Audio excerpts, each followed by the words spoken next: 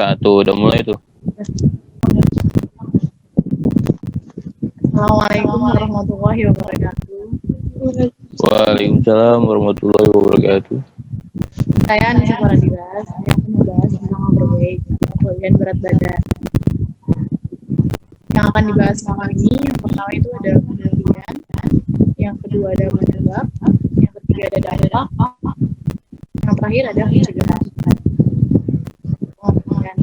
Overweight menurut WHO adalah suatu kondisi yang perbandingan berat badan dan tinggi badan melebihi standar yang ditentukan. Ada pula yang menurut Asmawan dan ada teori menurut Asmawan dan overweight digunakan menyatakan berat badan berlebih. Berat badan berlebih adalah keadaan di mana berat badan seseorang melebihi normal, tapi belum sampai kategori obesitas. Kelebihan berat badan yang itu di atas overweight.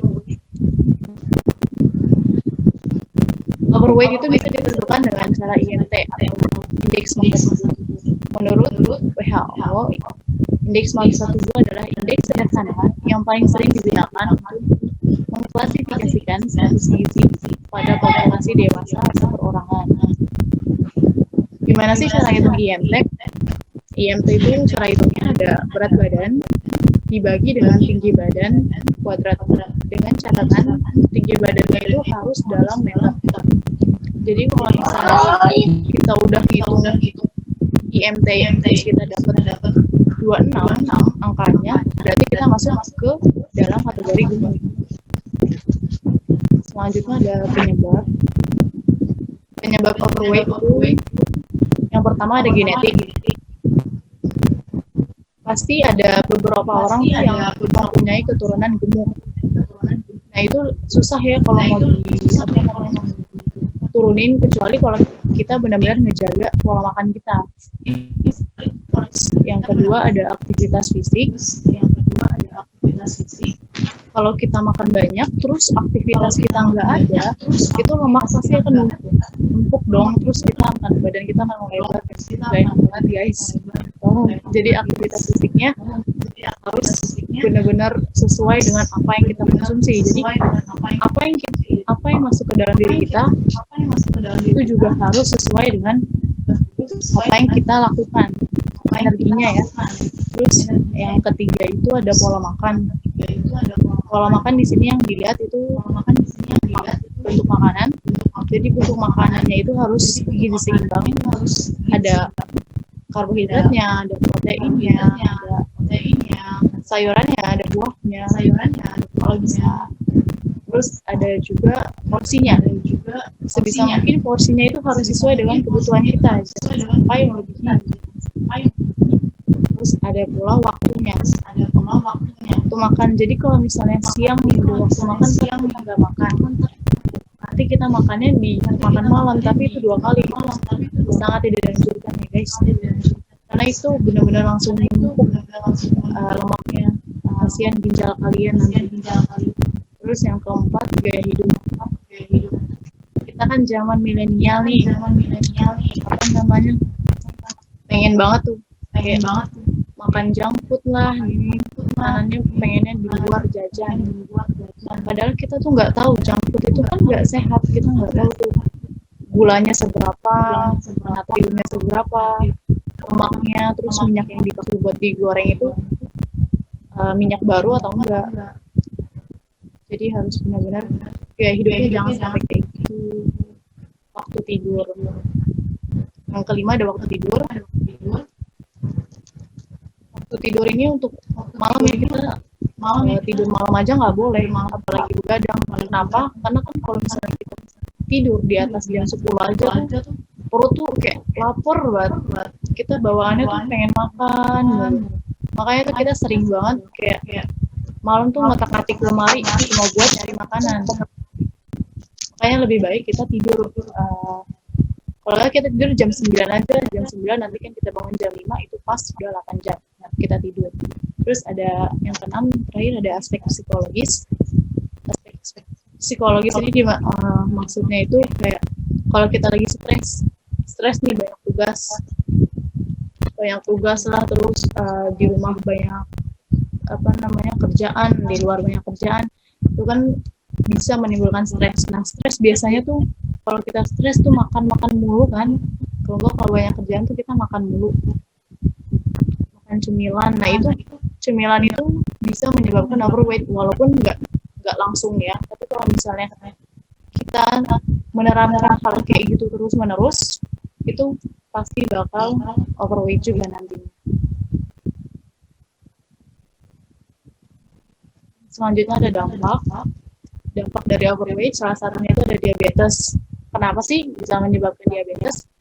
Jadi kalau kita makan banyak nih, porsi nasinya itu banyak, karbonya banyak. Karbo kan nanti dipecah jadi gula. Nah, gula itu bisa dinetralisir dengan adanya insulin. Insulin dia dihasilkan oleh pankreas. Jadi kalau misalnya kita makan karbohidratnya banyak, berarti kita butuh insulinnya banyak. Terus pankreas kita harus kerjanya lebih berat dong. Terus kalau misalnya pankreas kita kerja lebih berat, itu kan pasti lama-kelamaan capek juga, sama aja kayak kita disuruh kerja berat mulu, kita suruh ngerjain tugas mulu nih tiap hari sama guru sama dosen. Itu kan pasti ada saatnya di mana kita capek. Jadi efisiensi kita nggak bisa ngerjainnya tuh benar-benar kayak 100% lah, nggak bisa. Terus yang kedua itu dampaknya ada hipertensi. Jadi kalau misalnya kita makan banyak, yang tugas menghancurkan makanan itu kan ginjal. Kalau misalnya makan banyak, kita ngancurin makanannya juga banyak kan. Terus abis itu jadi tuh tekanan darah kita tuh naik. Dari hipertensi itu bisa menyebabkan CVD atau cardiovascular disease. Cardiovascular disease itu adalah penyakit jantung. Penyakit jantung itu banyak ya. Ada aritmia, ada serangan jantung, ada gagal jantung, ada angina, banyak. Kenapa hipertensi bisa menyebabkan CVD? Kalau hipertensi itunya kita nggak bisa mengkondisikan tekanan darah kita, sehingga tekanan darah itu selalu tinggi, itu bisa mempersempit pembuluh darah kita. Nah, tugas jantung itu kan untuk memompa darah ya. Memompa darah bisa dialirkan ke seluruh tubuh. Kalau misalnya pembuluh darah kita menyempit, gimana jadi? Pasti aliran darahnya itu akan nggak lancar, jadi dikit-dikit. Jadi jantung itu yang harus bekerja lebih keras. Jadi itu sebisa mungkin dihindari karena bisa menyebabkan gagal jantung. Sekarang banyak loh ya orang-orang yang tiba-tiba gagal jantung meninggal, banyak banget kayak gitu. Terus ada pencegahannya. Yang pertama, menjaga pola makan tadi sudah dijelasin. Pokoknya jangan sampai makanannya jangan sampai makannya berlebih, terus waktunya jangan sampai waktunya jangan sampai itulah waktu makannya langsung gitu loh, didobel. Itu nggak boleh. Yang paling disaranin itu makannya harus sesuainya ini ya harus ada karbo, protein hewani, nabati, sayuran, buah, dan minyaknya harus diperhatikan juga. Terus yang kedua ada olahraga atau aktivitas fisiknya itu ditingkatkan lagi. Olahraga itu paling baik itu 5 hari dalam seminggu dengan durasi 30 menit. Jadi kita harus pintar-pintar memanage waktu lah. Kita harus meluangkan waktu juga untuk olahraga. Terus ada menjaga gaya hidup. Jangan sampai itu ya terlalu over dalam mengkonsumsi junk food. Dan yang terakhir ada menjaga waktu tidur. Jangan sampai tidur malam-malam, guys. Oke. Udah.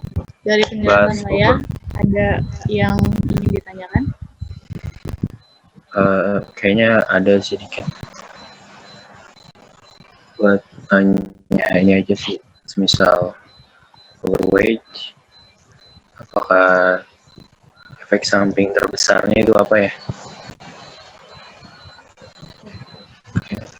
Efek samping yang paling itunya aja sih, yang menurut saudari paling berefek, kan banyak tadi kan. Nah itu sebutin berapa kek yang bisa dijawab deh itu kan. Oke, saya jawab ya. Kalau menurut saya, dampak yang paling besar dari overweight itu diabetes. Kenapa? Karena di Indonesia itu angka diabetes itu masih sangat tinggi. Dan diabetes itu setahu saya itu belum ada ya obatnya. Terus diabetes kadar gulanya itu kan tinggi. Dan orang Indonesia itu sangat susah untuk mengganti sumber karbohidrat yang tadinya nasi nih. Nasi itu kan sumber karbohidrat pertama yang dikonsumsi oleh orang Indonesia. Itu orang Indonesia masih susah untuk mengganti nasi itu ke misalnya kayak kentang gitu. Padahal itu kadar gula di nasi itu sangat tinggi dan itu sangat menyebabkan diabetes. Menurut saya diabetes yang paling dampak terbesar dari overweight. Ada lagi.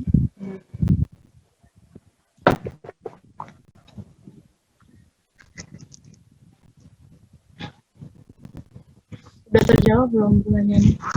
Udah terjawab. Terima kasih saudari Caca. Mantap. Ada lagi nggak guys? Saudari Anissa, saya ingin bertanya.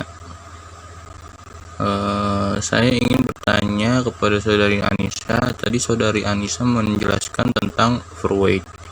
Yang saya ingin tanyakan, apa saja sih makanan-makanan yang baik untuk menghindari overweight? Terima kasih. Oke, saya akan menjawab pertanyaan dari Diva. Tadi pertanyaannya itu apa aja sih makanan yang sehat untuk penderita overweight?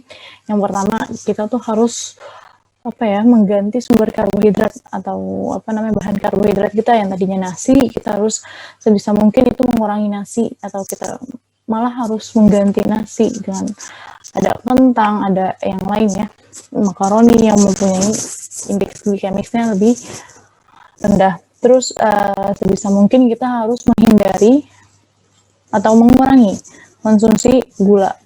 Kalau misalnya emang mau pakai gula, kita harus pakai gula yang sekarang kan ada tuh gula Tropicana Slim, itu bisa pakai gula pengganti. Atau biasanya tuh pakai kayu manis ya, itu bisa. Terus abis itu kita menghindari ya, pokoknya junk food sangat tidak dianjurkan. Apalagi kalau misalnya itu berlebihan, itu nggak boleh banget. Terus apa lagi ya, pokoknya lemaknya makan lemak juga jangan tinggi-tinggi, jangan terlalu sering makan daging yang tinggi lemak atau makan makanan yang tinggi lemak seperti gorengan itu kita sebenarnya boleh tapi tidak tidak terlalu banyak dan jangan terlalu sering. Kalau bisa jangan beli gorengan di luar, kita bikin aja gorengan sendiri ya.